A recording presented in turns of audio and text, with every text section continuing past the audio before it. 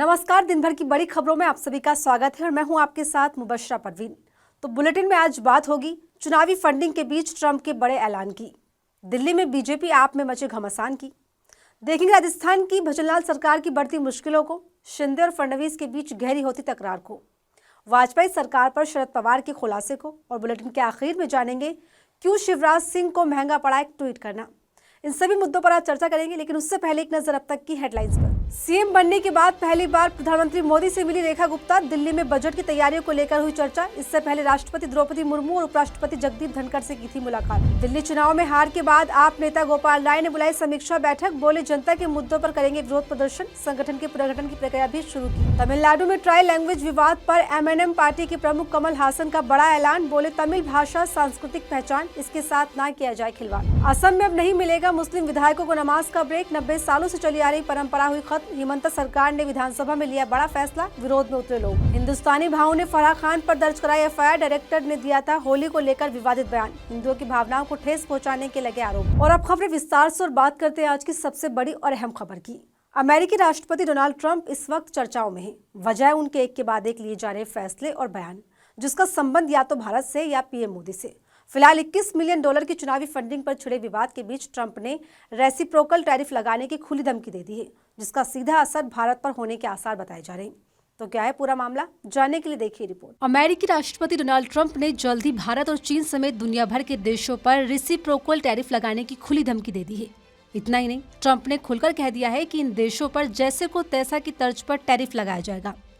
Trump के इस ऐलान से जबरदस्त खलबली मच गई है। दरअसल ऐसा इसलिए क्योंकि करीब 10 दिन पहले पीएम मोदी अमेरिका के दौरे पर गए थे, जहां इस दौरे को लेकर सिर्फ भारत को ही नहीं बल्कि पूरी दुनिया को विश्वास था कि नरेंद्र मोदी डोनाल्ड ट्रंप को टैरिफ को लेकर समझाने का प्रयास करेंगे, साथ ही टैरिफ वॉर को कम करने की कोशिश भी की जाएगी। लेकिन ऐसा नहीं हो सका। पीएम मोदी के वापस लौटते ही ट्रंप के एक के बाद एक ऐलान ने तय कर दिया कि उनका रुख क्लियर है, जिसके बाद उल्टा भारत इस टैरिफ के निशाने पर आ गया है। अमेरिकी राष्ट्रपति डोनाल्ड ट्रंप अब भारत का नाम लेकर रेसिप्रोकल टैरिफ लगाने की कसम खा चुके हैं। साथ ही उन्होंने कहा है कि इस पर जल्द ऐलान कर लिया जाएगा। खास बात तो यह है कि ट्रंप पहले से ही भारत को टैरिफ किंग नाम से संबोधित करते हुए आ रहे हैं। ग्लोबल प्लेटफॉर्म पर ट्रंप ने भारत के टैरिफ की आलोचना भी की है। टैरिफ को लेकर उन्होंने अपने चुनावी कैंपेन में भी जिक्र किया है। ऐसे में अब वो अपनी उस बात को आगे बढ़ाते हुए दिखाई दे रहे हैं। साथ ही टैरिफ को लेकर किसी तरह की रियायत देने के मूड में नजर नहीं आ रही।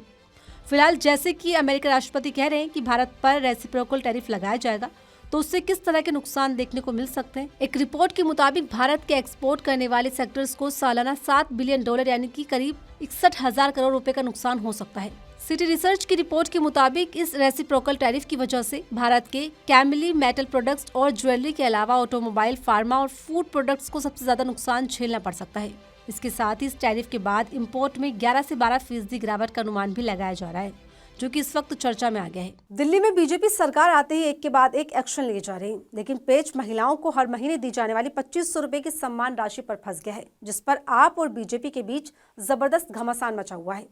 अब इसी कड़ी में सीएम रेखा गुप्ता को आप नेता आतिशी ने पत्र लिखा है, जिसके बाद इस मुद्दे पर सियासत और तेज हो गई है।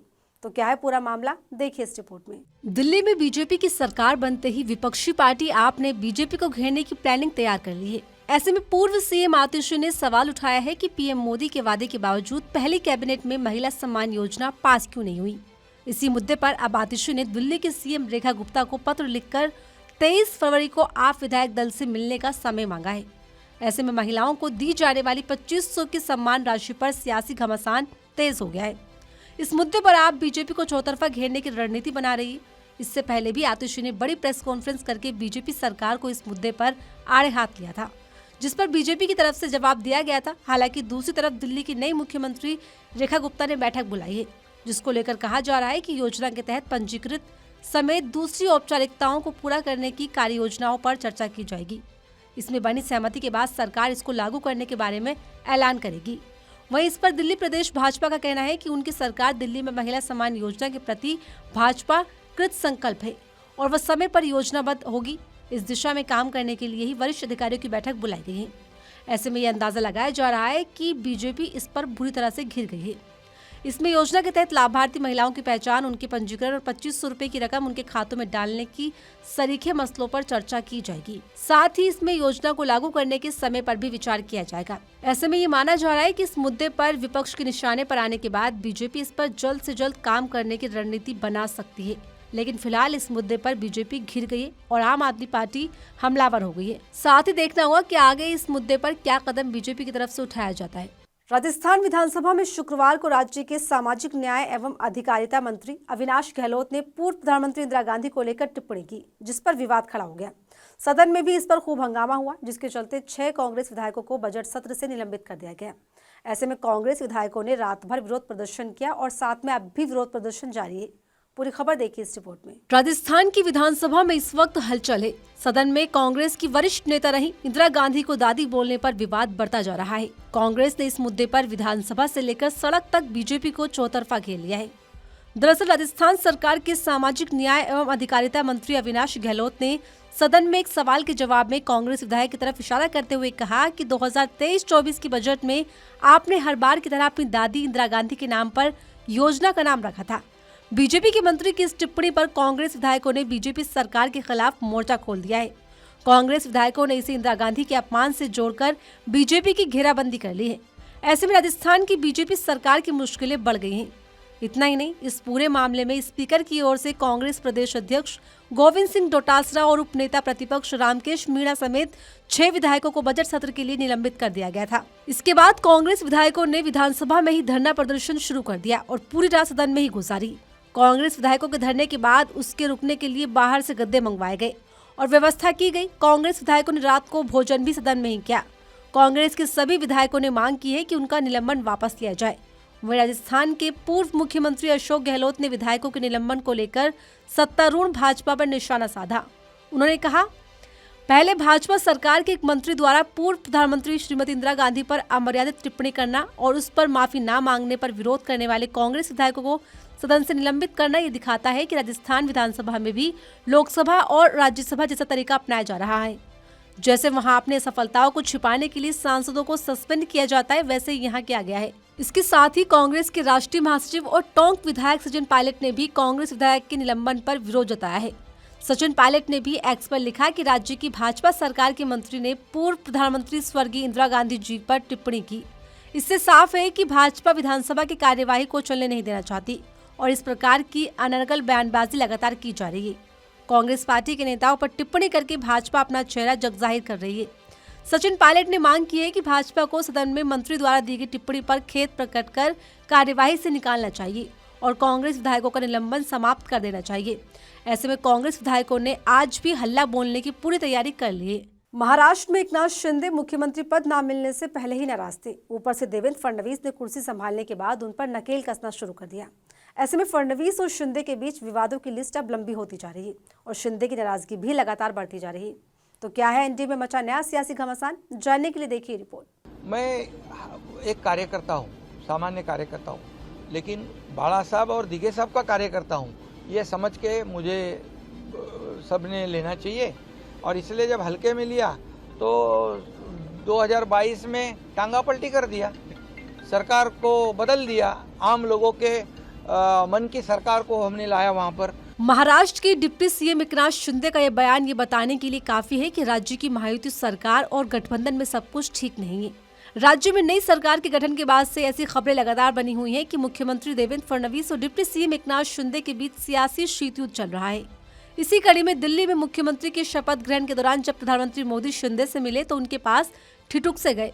मुलाकात कुछ ही सेकंड की थी, मगर ऐसा साफ तौर पर दिखाई दिया कि पीएम मोदी ने उन्हें ज्यादा तवज्जो नहीं दी, जिस पर सवाल खड़े हो गए। बता दें, ये सब ऐसे वक्त में हो रहा है जब मुख्यमंत्री पद न मिलने से शिंदे सरकार गठन के बाद से ही लगातार नाराज चल रहे हैं। उसके ऊपर फडणवीस ने पदभार संभालने के बाद उन पर नकेल कसना भी शुरू कर दिया है। ताजा मामला शिंदे के कार्यकाल में लिए गए एक फैसले से जुड़ा हुआ है। मुख्यमंत्री कार्यालय ने शिंदे सरकार के दौरान पास हुए जालना जिले के खरपुड़ी में 900 करोड़ रुपए के प्रोजेक्ट की जांच के आदेश दिए हैं। ये एकनाथ शिंदे के लिए बड़ा झटका माना जा रहा है। शिवसेना बीजेपी के रिश्ते भी नाजुक मोड़ पर नजर आ रहे, लेकिन ये पहली बार नहीं जब मुख्यमंत्री बनने के बाद फडणवीस ने शिंदे को घेरने की कोशिश की हो। अब दोनों ही अपनी अपनी ताकत दिखाने के मौके तलाश रहे हैं, जिससे राज्य की सियासत में भूचाल मचा हुआ है।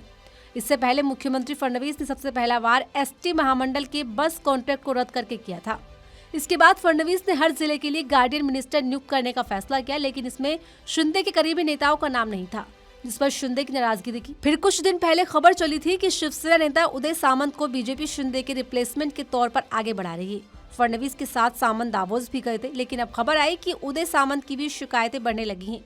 कहा जा रहा है कि उनके विभाग में अधिकारी ऊपर से आने वाले आदेशों के मुताबिक काम कर रहे थे, जिससे सामंत की अनदेखी हो रही थी। नाराज सामंत ने प्रधान सचिव और सीईओ को चिट्ठी लिखकर चेतावनी दी कि बिना उनकी सहमति के कोई भी फैसला नहीं लिया जाना चाहिए। इसके साथ ही अब खबर आ रही है कि शिंदे की कई पुरानी योजनाओं पर फडणवीस ने कैची चलाने की तैयारी कर ली है, जिसमें उद्धव ठाकरे के कार्यकाल की शिव भोजन थाली और शिंदे की आनंदाचा शुद्धा योजना शामिल है। अब हालात ऐसे हैं कि फडणवीस और शिंदे एक ही मंच पर आने से भी बचते हैं। सूत्र बताते हैं कि शिंदे कई कैबिनेट मीटिंग में नहीं जाते और जिनमें जाते हैं उनमें दोनों नेताओं के बीच की तल्खी साफ नजर आती है, जिससे कहा जा रहा है कि आने वाले वक्त में ये शीतयुद्ध और तेज हो सकता है, जो बीजेपी की मुश्किलें बढ़ा सकता है। एनसीपी एसपी प्रमुख शरद पवार के एक बयान ने राजनीतिक हलकों में गर्मी ला दी है, जिसमें शरद पवार ने खुलासा किया है कि कैसे अटल बिहारी वाजपेयी की सरकार में संसद में एक वोट अविश्वास प्रस्ताव वो हार गई थी, जिसके बाद उन्हें इस्तीफा तक देना पड़ गया था। ऐसे में पवार के सियासी खेल की इस वक्त जोरों से चर्चा हो रही है। पूरी खबर देखिए इस रिपोर्ट में। भारत के पूर्व प्रधानमंत्री अटल बिहारी वाजपेयी की सरकार 1999 में संसद में एक वोट से अविश्वास प्रस्ताव हार गई थी। इसके बाद प्रधानमंत्री अटल बिहारी वाजपेयी को इस्तीफा देना पड़ा था। इस बीच घटना के ठीक 25 साल बाद एनसीपी एसपी के प्रमुख शरद पवार ने बड़ा खुलासा करते हुए इसका श्रेय खुद को दिया है। दरअसल शरद पवार ने बताया कि कैसे 8-10 मिनट की बातचीत के बाद उन्होंने सत्ताधारी गठबंधन एनडीए को अपने पक्ष में करवा लिया था।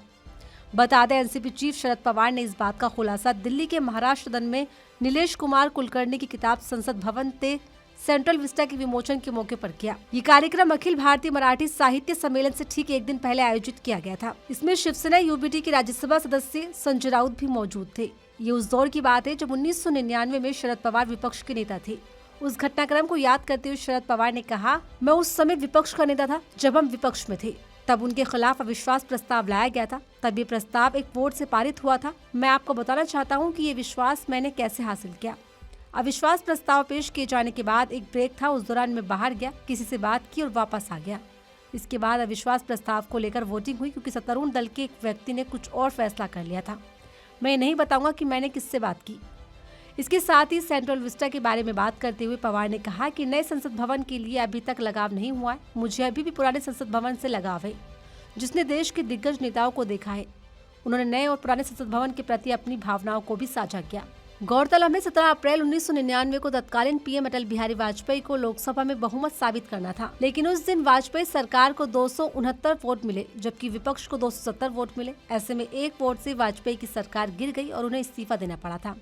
इसी के साथ इस कार्यक्रम में प्रधानमंत्री नरेंद्र मोदी और शरद पवार के बीच जुगलबंदी भी देखने को मिली, जिसकी चर्चाएं भी राजनीतिक गलियारों में जोरों पर हो रही हैं। केंद्रीय मंत्री शिवराज सिंह चौहान के साथ आज एक ऐसी घटना घटी जिससे आम आदमी हर रोज गुजरता है। दरअसल मंत्री शिवराज सिंह चौहान को एयर इंडिया में टूटी और धसी हुई सीट अलॉट की गई, जिस पर बवाल मच गया। इतना कि एयर इंडिया को इस पर माफी तक मांगनी पड़ी, लेकिन केंद्रीय मंत्री यहाँ फंस गए। तो क्या है पूरा मामला, देखिए इस रिपोर्ट में। रोजमर्रा के जीवन में एक आम इंसान सफर के दौरान न जाने कितनी परेशानियों से गुजरता है, जिसका अंदाजा मंत्रियों या नेताओं को शायद ही होता होगा। लेकिन जब यही सफर की तकलीफ नेताओं को होती है तो मामला अलग और बड़ा हो जाता है।